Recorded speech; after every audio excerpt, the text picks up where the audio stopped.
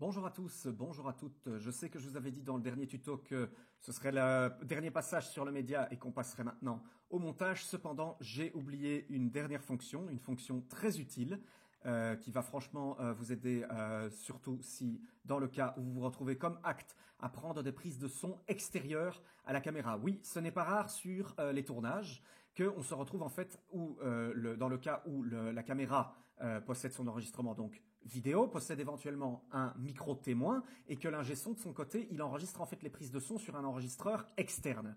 Ça n'est pas rare.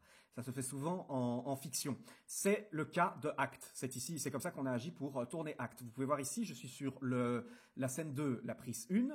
C'est Léa, scène 2, prise 1. Vous pouvez voir que donc on a un son témoin qui n'est pas très fort d'ailleurs. On entend que ça réverbère beaucoup avec la pièce et que ce n'est pas très proche des personnages. On entend un son qui n'est pas exceptionnel. Et donc nous avons regardé ici, vous avez plein de clip wave. Les clip wave, ce sont en fait les prises de son extérieures qui viennent de l'enregistreur à part. Donc alors, regardez, je vais prendre celui-ci par exemple. Voilà, là vous voyez tout de suite. C'est Léa, scène 2, prise 1. Voilà, ici le son est tout de suite beaucoup plus fort et mieux modulé.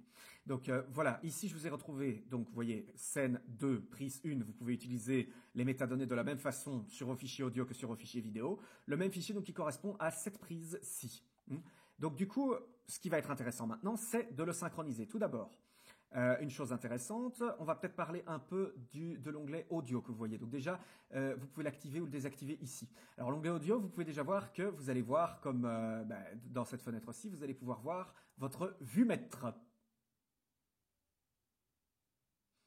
Et vous voyez d'ailleurs que pour l'annonce, cet échantillon audio est un peu en train de piquer. On a une barre rouge au-dessus. Et vous avez un autre waveform. Alors cet autre waveform est particulier. Je vais revenir dessus après parce qu'il va surtout nous servir pour la synchro. Vous allez voir. Donc alors, je vais prendre ici ce fichier de la scène 2 prise 1 en audio. Je vais aller chercher le plan correspondant qui est ici. Je vais appuyer sur CTRL pour sélectionner les deux en même temps. Voilà. Voilà, vous voyez, j'ai sélectionné les deux fichiers. Donc maintenant, je vais faire un clic droit et je vais faire Auto-Sync Audio. Alors, vous avez deux options qui sont elles-mêmes démontrées en deux sous-options. Based on timecode. Alors, based on timecode, vous pouvez avoir en fait un système qui synchronise un timecode unique entre votre enregistreur audio et votre caméra. Donc là, à ce moment-là, si vous utilisez ce système-là, il vous suffira d'utiliser Based on Timecode, puisque les deux timecodes seront les mêmes sur les prises de vidéo et sur les prises de son, pour le synchroniser directement. Et en général, ça fonctionne très bien. Ce n'est pas ce que nous avons fait dans Act. Donc du coup, ça ne va pas fonctionner. Alors, donc du coup, on va plutôt utiliser le Based on Waveform. Le Based on Waveform, Resolve va analyser les différentes formes d'ondes de vos fichiers et les faire correspondre. Alors, que signifient les deux options Based on Waveform et Based on Waveform Append Tracks? C'est ce que je vais vous montrer maintenant. On va d'abord faire Based on Waveform. Voilà. La synchronisation prend un certain temps, donc soyez patient. Soyez patient. Enfin voilà, vous voyez quand même que là, ça va vite. En l'occurrence, c'est juste quelques secondes, la plupart du temps. Mais vous pouvez, si vous avez un long rush ou quoi, vous pouvez quand même patienter quelques minutes. Voilà. Alors donc maintenant, regardez si je retourne justement sur ce plan qui a été synchronisé. Écoutez son son. C'est Léa, scène 2, prise 1. Ah, vous entendez, vous voyez sur le vue-mètre, c'est à présent le son de notre prise audio qui est appliquée. Vous avez pu voir au clap que c'est très bien synchronisé. Donc cette fonction de synchronisation par waveform fonctionne plutôt bien. Donc du coup, regardez maintenant si je vais dans les clip attributes que nous avons vu dans le tuto précédent, audio. Voilà, vous pouvez voir en fait que il n'y a plus. Alors ici, ça vient d'un test que j'ai fait avant. Ne faites pas attention, vous êtes censé voir uniquement ceci. Alors, comme vous pouvez voir, donc si j'ai choisi simplement Based on Waveform, la piste qui était de base dans le rush, il l'a remplacée. Vous voyez que si je clique, je peux de nouveau accéder à au son qui est intégré dans le rush. Donc du coup, il a tout de suite remplacé le son pré-intégré dans le rush par la prise de son avec laquelle je l'ai synchronisé. Donc Linked Channel 1. Par contre, il y a une erreur, il faut que je passe ici en mono. Pourquoi? Si je mets une piste stéréo, comme ça, si je mets une piste stéréo et qu'il n'y a rien sur le canal de droite, vous voyez, du coup, je vais avoir mon son qui va moduler uniquement à gauche. Je ne vais pas avoir de son à droite. Donc du coup, il faut que je passe en mono. On a capturé les prises son externes en mono. Voilà. Donc ça, c'est quelque chose qui fonctionne bien. Donc je vais faire un CTRL Z pour vous montrer maintenant la différence si je synchronise les deux avec l'autre option. Je vais reprendre ici ma prise de son. Je vais faire cette fois-ci Auto-Sync Audio, Based on Waveform and Append Tracks. Voilà. Alors maintenant, je vais retourner tout de suite sur ce fichier vidéo. On va le réécouter. C'est Léa, scène 2, prise 1. Ah, il y a quelque chose qui change là. Vous avez vu? Vous avez vu, il y a 3 vumètres cette fois-ci. Il n'y en a plus 2 ou 1. Il y en a 3. Regardez, si je vais maintenant dans les clips attributes, regardez ce qui se passe. Cette fois-ci, il a ajouté une piste plutôt que de remplacer la piste existante par le link channel. Il a rajouté une piste dans le même rush. Il l'a rajouté en plus de la piste stéréo préexistante. Et on conserve dans le même fichier, donc sur le même rush, on conserve les deux pistes. Alors, est-ce qu'on peut gérer ces pistes différentes en montage? On verra ça dans la partie montage.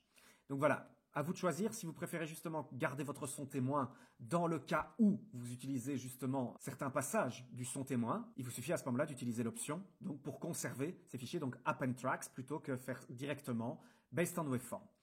Voilà, alors, bon, ça c'était les 2 méthodes de synchronisation principales. Cependant, il y a une question que vous devez vous poser, et si jamais on n'a pas de son témoin, si la caméra ne capte que l'image et que l'enregistreur de son est externe et qu'on n'a pas de timecode qui coïncide, ben oui, c'est normal.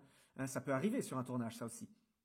Donc du coup, à ce moment-là, qu'est-ce qu'il va falloir faire? Il va falloir passer à la synchro manuelle, et c'est là où le waveform ici va prendre tout son sens. Je vais aller rechercher donc notre son ici, et je vais vous montrer comment créer une synchronisation manuelle. Pour ça, en fait, vous pouvez voir ici que dans ce waveform-ci, on peut utiliser en fait ce waveform-ci en gardant l'image d'un autre rush dans le visualiseur ici. Je précise, ce waveform ne fonctionne qu'avec les sons seuls, pas avec les sons qui sont embedded dans vos rushs. C'est Léa, scène 2, prise 1. Voilà, je me mets sur le clap. Parce que justement, l'intérêt à ce moment-là, si vous n'avez pas de son à votre caméra, c'est d'utiliser un clap, de faire évidemment une référence visuelle pour que vous puissiez être sûr que nous sommes bien sur la scène 2, la prise 1, comme annoncé dans l'annonce. Hein, et comme ça, il vous suffit de synchroniser au clap. Donc voilà, je me suis positionné sur le clap, sur mon waveform de mon fichier audio. Maintenant, je vais passer sur le visualiseur ici. Je vais revenir sur le clap, je vais attendre l'annonce. Voilà. Voilà. C'est ici que se trouve le clap. Donc maintenant, j'ai les 2 points sur lesquels je peux appliquer ma synchronisation manuelle. Qu'est-ce qu'il me suffit de faire? Regardez, vous avez ici en dessous, à droite du waveform, je vais d'ailleurs désactiver les métadonnées pour que vous voyez un petit peu plus. Donc vous avez ici un icône, regardez, et donc il vous suffit simplement de linker. Voilà. Et maintenant, regardez, vous pouvez voir que, alors que je lis la vidéo, le waveform parcourt lui aussi. On va écouter quelques passages audio. Tu te rappelles de moi? Oh putain. Écoutez, l'argent est dans le portefeuille, il est sur la table. J'ai dit, tu te rappelles de moi?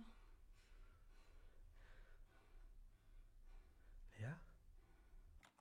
Voilà. Vous pouvez entendre ici que c'est bien la prise de son qu'on voit ici, qui suit, hein, qui est linkée. Si je retourne maintenant sur les clips attributes, et voilà, regardez, vous voyez, il a tout de suite appliqué, ici, je peux supprimer cette partie-là, il a tout de suite, donc là, il va faire une synchronisation, il va effectuer la synchronisation en remplaçant les fichiers. Alors maintenant, vous allez peut-être vous demander, et pour la synchro manuelle, comment est-ce que je fais si je veux récupérer Comment est-ce que je fais si je veux récupérer les fichiers son qui sont intérieurs à mon fichier, mon rush? Et bien pour ça, comme on l'a fait dans les clips attributes, hein, vous rajoutez ici un format stéréo, add, et voilà, hop, vous retrouvez ici, vous voyez, vos 2 channels qui sont sur le même, et je vais passer ici en mono.